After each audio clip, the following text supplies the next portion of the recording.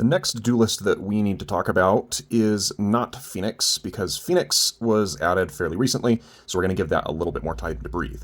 So that brings us to Psylocke. Now, in looking up some information about Psylocke, I didn't realize that there are technically two different versions of this character, and that they do have a direct connection in their continuity in terms of how one became the other or whatever else, but this version is not based off of the original Psylocke, who was Betsy Braddock, but rather is a character by the name of Quanon. And Quanon in the game is frequently referred to as Psy, or at least that's my deduction. There is a reality that exists in which she is a completely different character than the two that are over here. But the reason I say that is because Quanon was in a lot more of that Eastern and Japanese influence and upbringing, so that's my thoughts as to why that's the version of the character that we're seeing, as opposed to Betsy Braddock. So looking at the abilities that are here, of course we have psychic, empathy, and low-level telepathy, and then a later acquisition of greater telepathy, psionic blade generation, and telekinesis.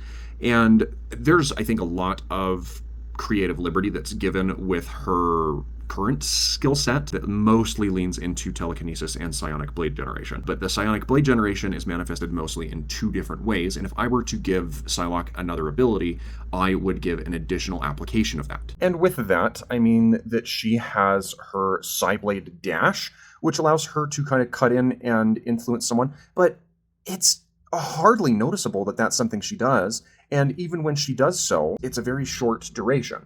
And then again, I'm guessing that's the inspiration that's been taken with the wing shurikens as well, is a manifestation of that psionic blade, just in a different manifestation of that form, would be my guess. So if I were going to put something on Psylocke and give her a new ability that it reflects her skill set and her powers, I would give her the ability to use this katana that is strapped across her back, as well as a longer psychic blade in her other hand. That's a very quintessential look that you see her in, is the psionic blade in one hand and the katana in the other. This is really the only place that you see her use that sword across her back, is within the state of her ultimate.